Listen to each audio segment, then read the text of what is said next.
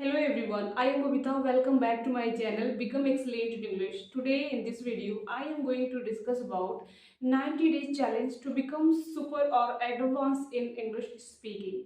So you must watch this video till the end because in this video, I will completely discuss about it and along with it, I will share few techniques with you all.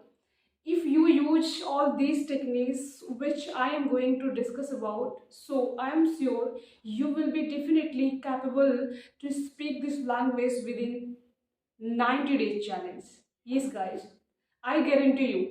So you don't stop to watch this video. So you stay connected in this video and you watch this video with concentration, means with attention. So without wasting time, let's get start the video. Guys, इस video में मैं आपको बताने वाली हूँ कि 90 days challenge means 90 days में आपको इंग्लिश कैसे सीखनी है। ओके, सो 90 डेज चैलेंज बहुत बड़ी टाइम नहीं होती गाइज, बहुत कम दिन होता है, 3 मंथ्स आप कह सकते हैं। और 3 मंथ में आपको कैसे कैसे इंग्लिश सीखनी है इसमें मैं आपको डिटेल बताऊंगी, तो आप वीडियो को लास्ट तक जरूर देखिए। तो चलिए बिना वीडियो को में देरी किए स्टार्ट कर दे वीडियो को। गाइज, सबसे पहले मैं ये बताना चाहूँगी कि अगर आप सचमुच इंग्लिश बोलने के लिए बहुत ज़्यादा उत्सुक है यानी क्यूरियस है बहुत ज़्यादा, तो ऑफ कोर्स आप इंग्लिश बोल सकते हैं। तो बोलने से पहले आपको क्या क्या करना है ये आपको जानना बहुत ज़्यादा ज़रूरी है, क्योंकि एक नई लैंग्वेज सीखने के लिए काफ़ी ढेर सारी रिक्वायरमेंट होती है। तो उस रिक्वायरमेंट को कैसे आप जानेंगे कि कौन कौन सी रिक्वायरमेंट है, तो चलिए मैं आपको बताती हूँ। और रिक्वायरमेंट के साथ साथ गाइज आपको ये भी ध्यान देना है कि आपका डिटर्मिनेशन होना चाहिए, मीन्स आप पैशनेट होंगे तभी इस लैंग्वेज को सीख पाएंगे, क्योंकि फॉरेनर लैंग्वेज है, एक सब्जेक्ट नहीं है और ये एक साइंटिफिक और टेक्नोलॉजी लैंग्वेज है। तो आप इस लैंग्वेज को सीखने के लिए आपको किस किस चीज़ का ध्यान देना पड़ेगा कि आप अच्छे से 90 डेज चैलेंज मीन्स 90 डेज पूरा करते ही आप इंग्लिश अच्छे से बोलने लगे, बट वहाँ से सुपर लेवल तक पहुँच जाए। तो चलिए देखते हैं। My first technique is create an environment of speaking English your self. Guys, इसका मतलब ये है कि अगर आप इंग्लिश बोलना चाहते हैं, आप एक विदेशी लैंग्वेज सीखना चाहते हैं, तो आपको सबसे पहले एक इंग्लिश बोलने का एनवायरनमेंट क्रिएट करना पड़ेगा। इसका मतलब ये है कि अगर आपके फैमिली वाले आपसे इंग्लिश में नहीं बात करते, अगर आपके फैमिली वाले इंग्लिश नहीं जानते हैं, अगर आप इंग्लिश सीखना चाहते हैं, तो आप कैसे सीखेंगे। इंग्लिश सीखने के लिए मतलब किसी लैंग्वेज में बात करने के लिए, इंटरेक्ट करने के लिए, कॉन्वर्सेशन करने के लिए आपको मतलब 1 या 2 लोगों की ज़रूरत जरूर पड़ेगी। अगर लोग नहीं है तो आप कैसे सीखेंगे। इसका मतलब यही है कि आपको खुद से एनवायरनमेंट में माहौल क्रिएट करना पड़ेगा। आप खुद से इंग्लिश बोलिए और खुद से ही आप उसको सुनिए, ये सबसे बेस्ट तरीका है। अगर आप सोचेंगे कि हमें कोई पार्टनर मिल जाए या फिर हमारे फैमिली मेम्बर हमारी हेल्प करे इंग्लिश बोलने के लिए, तो ये पॉसिबल नहीं है। You don't look any partner, you don't look any family's member, no, you only depend on yourself। आप खुद पे निर्भर रहें तभी आप इंग्लिश बोल पाएंगे। तो एक नए लैंग्वेज को सीखने के लिए आप एक खुद नए लैंग्वेज यानी इंग्लिश का एनवायरनमेंट क्रिएट करिए, तब आप इंग्लिश सीखने के और बोलने के कैपेबल होंगे। और दूसरी टिप है, learn basic rules of grammar such as helping verbs, means helping verb में modal auxiliary verbs आएगा, parts of speech and WH family। इसका मतलब ये है गाइज कि अगर आप इंग्लिश बोलना चाहते हैं तो आपको कम से कम बेसिक चीज का तो ज्ञान होना चाहिए। ग्रामर में तो बहुत सारी चीजें होती है इंग्लिश ग्रामर में, लेकिन बेसिक चीज आपको जरूर आनी चाहिए। जैसे बेसिक चीज में क्या है कि पार्ट्स ऑफ स्पीच सबसे बेसिक चीज है। जैसे कि पार्ट्स ऑफ स्पीच कितने होते हैं, पार्ट्स ऑफ स्पीच में क्या क्या होता है, noun, pronoun, adjective, adverb, preposition, conjunction, interjection, मतलब ढेर सारी चीजें होती है। तो ये क्या है, नाउन क्या होता है, प्रोनाउन क्या होता है, एडवर्ब, एडजेक्टिव, वर्ब, ये सब क्या होता है। और इसका यूज कहाँ किया जाता है, कैसे किया जाता है और क्यों किया जाता है, ये आपको जानना बहुत ज़्यादा जरूरी है। WH फैमिली मैंने बोला, WH फैमिली वो होती है कि जैसे जो क्वेश्चन वर्ड होते हैं, जिससे हम क्वेश्चन पुटअप करते हैं, क्वेश्चन खुद से पूछे या किसी और से पूछे तो उसे WH फैमिली कहते हैं। जैसे कि हु आर यू, आप कौन है, हाउ आर यू, तो जो हाउ है, हु है, व्हेन है, वेयर है, how many, how much, why है, तो हुम है, ये सब क्या है, WH फैमिली, समझे आप। और गाइज हेल्पिंग वर्ब मैंने बोला, हेल्पिंग वर्ब क्या है, जितने हमारे टेंसेज है सभी के पास हेल्पिंग वर्ब्स होती है, मॉडल ऑक्सिलरी वर्ब होती है। ओके, तो इसका मतलब ये है कि जब तक आप नहीं जानेंगे कि सिंगुलर के साथ कौन सी हेल्पिंग वर्ब यूज होगी, प्लूरल के साथ कौन सी हेल्पिंग वर्ब यूज होगी, और सिंगुलर क्या होता है, प्लूरल क्या होता है, तब तक आप इंग्लिश कैसे बोल पाएंगे, नहीं बोल पाएंगे। डिटरमाइन करना है कि सब्जेक्ट क्या होता है, हेल्पिंग वर्ब क्या होती है, सिंगुलर क्या होता है, प्लूरल क्या होता है। तो अगर आप समझ जाएंगे कि ये सिंगुलर है, ये प्लूरल है, ये हेल्पिंग वर्ब है, ये मीन्स टेंसेस वाली हेल्पिंग वर्ब, ये मॉडल ऑक्सिलरी हेल्पिंग वर्ब है, ये WH फैमिली है, तो आप बिल्कुल इंग्लिश बोलने के कैपेबल हो जाएंगे डेफिनेटली। और हेल्पिंग वर्ब बहुत सारी हेल्पिंग वर्ब होती है, do, does, is, am, are, have been, has been, and ये सब कितने, ये सब है प्रेजेंट इनडेफिनिट, मतलब प्रेजेंट सिंपल से लेके प्रेजेंट परफेक्ट कंटिन्यूअस तक है। और पास्ट में है डिड, पास्ट कंटिन्यूअस में है वॉच और वर, पास्ट परफेक्ट में है हैड, और पास्ट परफेक्ट कंटिन्यूअस में है हैड बीन, और फ्यूचर में है विल और शैल, और फ्यूचर कंटिन्यूअस में है will be, shall be, future perfect में है will have, shall have, future perfect continuous में है will have been, shall have been. इसका मतलब कुल मिलाकर ये है कि if you don't know how and where are tenses used, so guys you will not capable to speak this language. तो इस यही है कि अगर आप टेंस नहीं जानेंगे, मतलब बेसिक टेंस एडवांस लेवल तक ना पहुंचे, थोड़ा से जरूर जानिए, क्योंकि सभी लैंग्वेज के means every languages has their own grammar, तो सभी लैंग्वेजेस के पास खुद की ग्रामर होती है, चाहे वो हिंदी लैंग्वेज हो तो उसकी भी व्याकरण होती है, उसकी भी ग्रामर, चाहे वो इंग्लिश हो, चाहे कोई लैंग्वेज हो। तो आपको बेसिक चीज सीखना बहुत ज़्यादा जरूरी है। बिना बेसिक चीज सीखे, बिना बेसिक रूल्स सीखे आप इंग्लिश नहीं बोल पाएंगे। बहुत लोग मतलब मुझे नहीं लगता है कि लोग बताते हैं वीडियोज में, मैंने भी बहुत सारे वीडियोस देखी है, बट क्या है ना कि अगर आप सुबह से शाम तक, मतलब मुझे लगता है यूट्यूब पे टोटल वीडियोज इसी तरह पड़ी है कि अगर आप सुबह से शाम तक वीडियोज देखते चले जाएंगे, देखते चले जाएंगे कि इंग्लिश कैसे बोलो, इंग्लिश कैसे सीखे, 90 डेज में, 30 डेज में, 20 डेज में, 16 डेज में, 10 डेज में, लोग ये नहीं बताते हैं कि आप ऐसे सीखें। गाइज मैं गारंटी से कहती हूँ कि अगर आप मेरे रूल को, मेरी टेक्निक को जरूर फॉलो करेंगे तो आप जरूर इंग्लिश बोलने के योग्य हो सकते हैं, बिल्कुल, आई एम श्योर।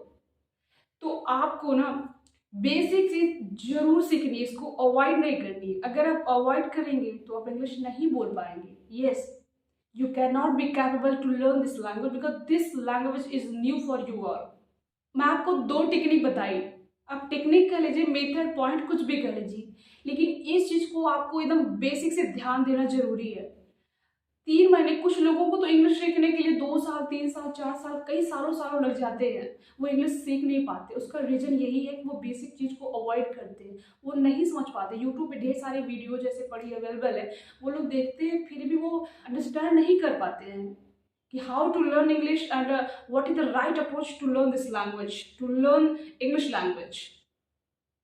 तो यही है कि मैं आपको राइट अप्रोच बता रही हूँ कि आपको कब, कैसे कैसे क्या करना है। आप खुद से सीखने का प्रयास करिए। अगर आपको हेल्पिंग वर्ब जाननी है तो खुद से जानिए बेसिक चीज।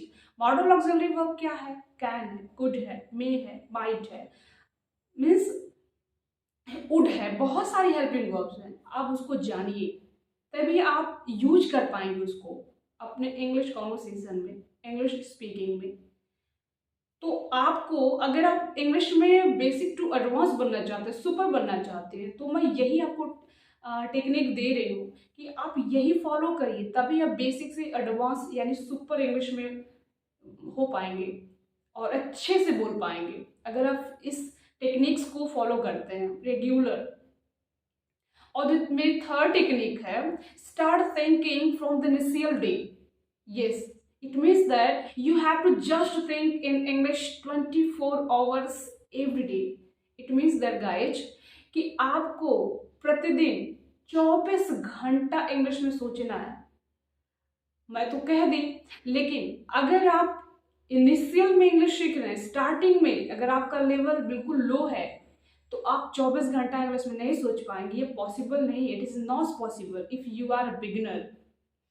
तो आप एक ऐसा काम करिए कि आप इंग्लिश सीख रहे हैं, अच्छी बात है, आप सीखते रहिए, लेकिन हाँ, जिस वर्ड का आप यूज कर रहे हैं अपने स्पोकन इंग्लिश में, जो भी आप बोल रहे हैं, जो भी आपको आता है, it does not matter, but आप उसको इंग्लिश में एक बार थिंक करिए। दैट मीन्स वर्क दैट आप ना रिमाइंड करिए, रिमेंबर करिए, रिकॉल करिए उस चीज को। मीन्स आप धीरे धीरे धीरे धीरे आप मतलब हिंदी से इंग्लिश ट्रांसलेट करते हैं ना, तो आप इंग्लिश से ही इंग्लिश ट्रांसलेट करना शुरू करिए। ये तो एक दिन में पॉसिबल नहीं है, लेकिन एक दिन जरूर पॉसिबल हो जाएगा अगर आप इस चीज़ को फॉलो करते हैं तब। एक दिन में आप सोच कर कुछ नहीं कर सकते, एक दिन में आप पढ़कर इंग्लिश नहीं बोल सकते हैं, लेकिन एक दिन आप जरूर बोलेंगे। तो आपको प्रैक्टिस करनी पड़ेगी उस चीज़ को बिल्ड करने के लिए। तो मुझे लगता है कि आपको समझ में आ गया होगा कि स्टार्टिंग टाइम में इंग्लिश में सोचना पॉसिबल नहीं है, लेकिन आप स्टार्टिंग टाइम से ही सोचना शुरू करेंगे तो ये पॉसिबल हो जाएगा। आप 90 डेज में बिल्कुल capable, you will be capable to think in English 24 hours every day. बिल्कुल आप सोच लेंगे, लेकिन आप अगर आप इंग्लिश में नहीं सोचेंगे शुरू से ही, तो मुझे नहीं लगता है कि आप इंग्लिश बोल पाएंगे। आप सोच ही नहीं पाएंगे। जब तक आप सोचेंगे तब तक आप ट्रांसलेट कैसे करेंगे, तब तक आप इंग्लिश बोलेंगे कैसे। जब हम इंग्लिश बोलते हैं तो हमारे मन में थॉट्स आते हैं ना, आइडियाज आते हैं, तभी तो हम बोलते हैं ना। बिना सोचे इंग्लिश कैसे बोलेंगे, बिना सोचे कोई वर्ड नहीं बोल सकते। जैसे मैं आपसे बात कर रही हूँ, जैसे मैं आपको बता रही हूँ, टेक्निक टिप्स जो भी दे रही हूँ, मैं सोच के ही बोल रही हूँ ना।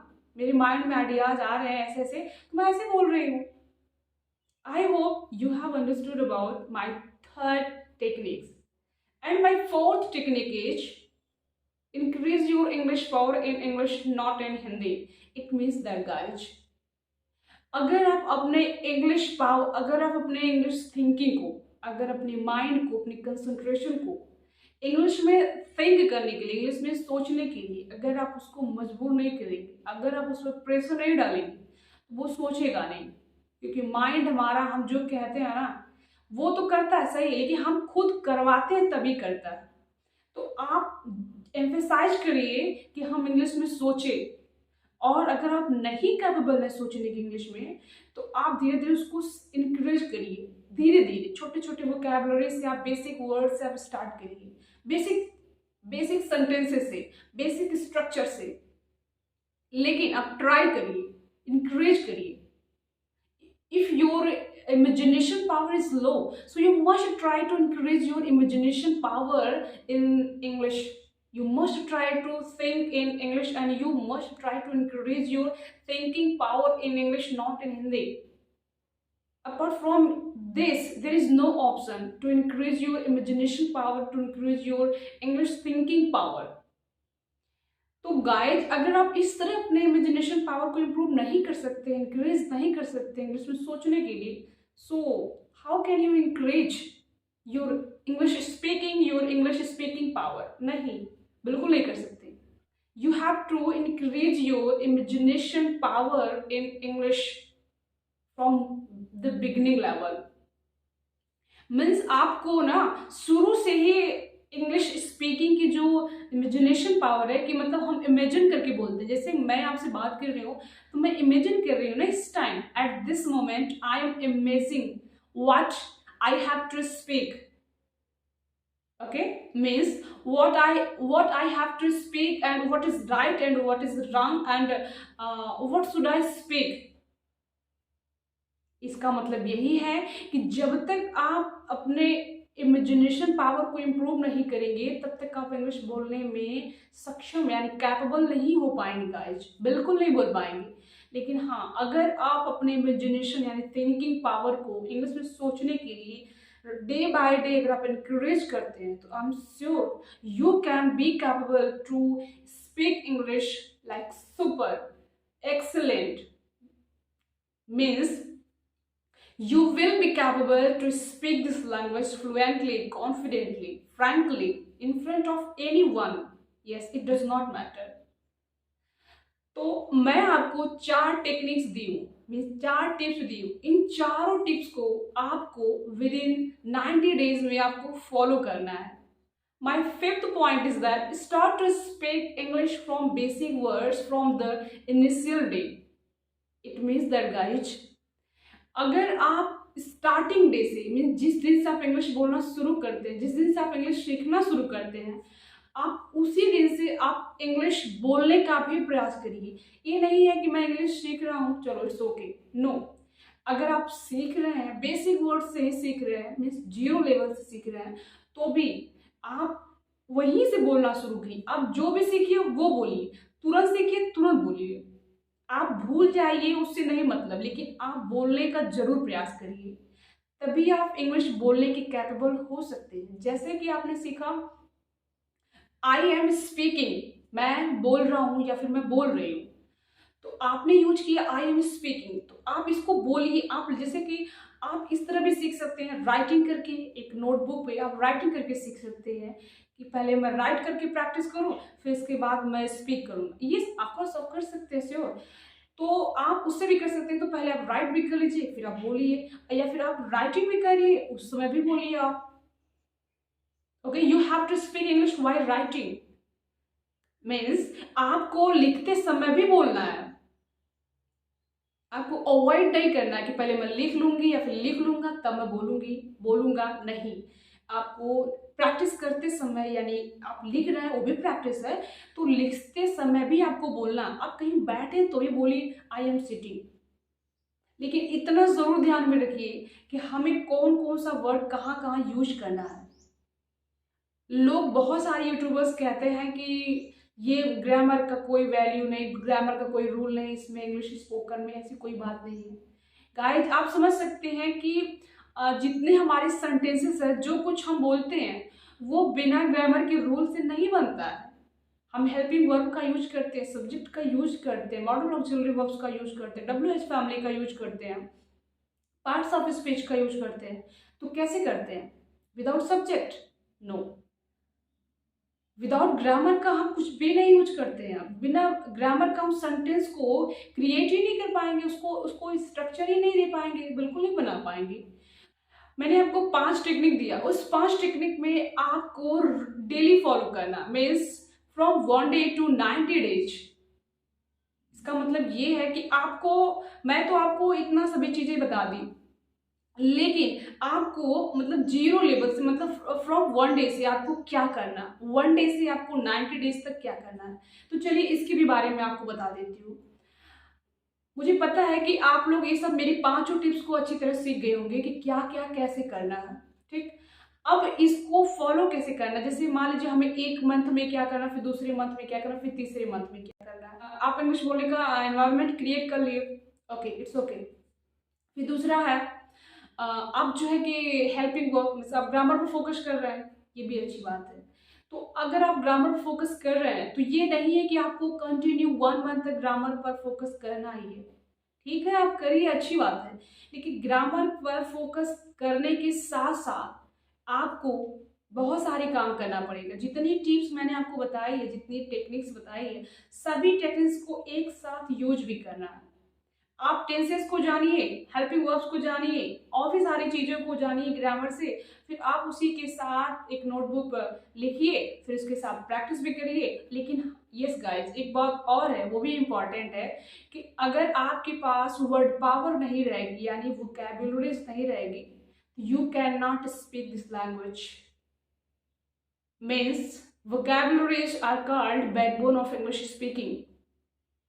तो मतलब अगर आपके पास वोकैबुलरी ही नहीं रहेगी, वर्ड पावर ही नहीं रहेगी, वर्ड मीनिंग ही नहीं रहेगी, तो तो आप इंग्लिश को कैसे बोल पाएंगे? तो आपको ये सब चीज ना फ्रॉम 1 डे से ही 90 डेज तक कंटिन्यू करके चलना, लगातार आपको सीखना है, एकदम लगातार, चाहे वो आप। लेकिन हाँ, एक बात और है कि गाइस, आप जहां भी बैठे हैं, जो भी कर रहे हैं, आप वहीं पर बोलने की कोशिश करिए। आपके पास, आप कहीं बाहर खड़े हैं मार्केट में या फिर खेत में या फिर गांव में छत पर, कहीं भी खड़े हैं दोस्त यार के पास, तो आप अपने सामने अगर नहीं बोल सकते तो मन में तो बोल सकते हैं ना। वहां पर आपके पास नोटबुक नहीं होगी तो फिर आप कैसे बोलेंगे? बिना प्रैक्टिस का कैसे बोलेंगे? तो आप ना, जो राइटिंग प्रैक्टिस है, कुछ मिनट के लिए आप उसको अवॉइड कर सकते हैं। अगर आप, हाँ, अपने घर पे रहें, बिल्कुल आप राइटिंग प्रैक्टिस को बिल्कुल फॉलो कर सकते हैं। लेकिन आप बाहर हैं तो आप उस समय राइटिंग प्रैक्टिस को अवॉइड कैसे, मतलब उसको अवॉइड करना पड़ेगा आपको।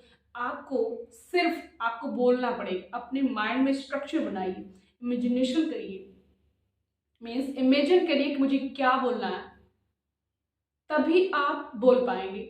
आप अपने दोस्तों से बात कर रहे हैं तो आप बोलिए I am talking to my friends, या फिर कहिए I am having a conversation with my friends. अगर आप अपनी फैमिली से बात कर रहे हैं तो सामने भले मत बोलिए, लेकिन आप मन में तो बोल सकते हैं ना कि I am talking with my family, या फिर इस तरह कहिए I am having conversation with my family. Okay, अगर आप कुछ काम कर रहे हैं तो भी बोलिए कि I am doing something, I am doing this work, it's ruining time. कहाँ इट का यूज, कहाँ दैट का यूज, कहाँ दोज का, कहाँ दीज का, ये सब आपको जानना बहुत जरूरी है। तभी आप एक फ्लुएंट स्पीकर बन पाएंगे, गुड स्पीकर बन पाएंगे। वरना अगर आप ढेर सारे वीडियोस रोज देखते चले जाएंगे, रोज, कोई फायदा नहीं मिलेगा जब तक आप बेसिक चीज को नहीं जानेंगे। तो ये आपकी बेसिक चीज होती है। बेसिक मतलब बेसिक चीज वो होती है जो आपको काफी ऊंचाई तक ले जाती है। अगर आप बेसिक ही नहीं जानेंगे तो आप ऊंचाई तक कैसे पहुंचेंगे? कोई भी हो, जितने इंग्लिश बोलने वाले हैं स्पीकर, जितने भी, चाहे वो क्रिएटर हो, चाहे स्पीकर हो, चाहे वो कोई एनीवन हो, एटसेट्रा, सभी लोग बेसिक से ही स्टार्ट किए हैं। मतलब बेसिक वर्ड्स को, बेसिक चीजों को पहले वो अंडरस्टैंड किए हैं, फिर इसके बाद वो बोलना शुरू किए हैं, तभी वो अच्छा खासा बोल लेते हैं। यस, सभी लोग यही रूल फॉलो करते हैं, तो आपको भी यही रूल फॉलो करना है। अदरवाइज आपके पास कोई ऑप्शन नहीं है। आप जो भी काम करिए, लगातार करिए। कोई आपसे बात नहीं कर रहा, इग्नोर करिए, अवॉइड करिए उस चीज को, कोई दिक्कत नहीं। इग्नोर नहीं, आप अवॉइड कर दिए कि no one is talking to me, it's okay, I am enough myself. तो आप ये सब चीज को करिए कि okay, I can talk to myself, hey how are you, this is a basic sentence ना। तो आप यहां से बोलिए, हे, अपना ही नाम लेके बोलिए, हे कैसे हो, hi Babita, how are you, how is your day, how is your day going, what's up, what are happening with you, what do you think to do in future, and what's your plan, what's your future plan, what's your career, and why are you learning this language। आप खुद से ही question पूछिए जब कोई आपसे नहीं बात कर रहा है।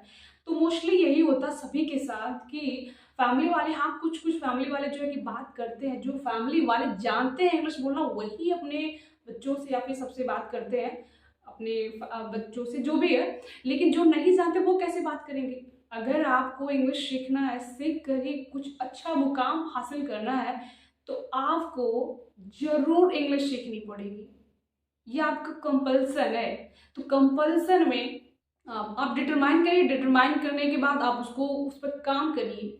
ये थोड़ी है कि आपने दृढ़ संकल्प ले लिया कि मैं इंग्लिश सीखूंगी, अगर आप उस पर काम ही नहीं किए तो आप इंग्लिश कैसे सीख पाएंगे? नहीं सीख पाएंगे। तो आपको डेली उस पर डे बाय डे काम करना पड़ेगा, एकदम बिल्कुल क्लियर।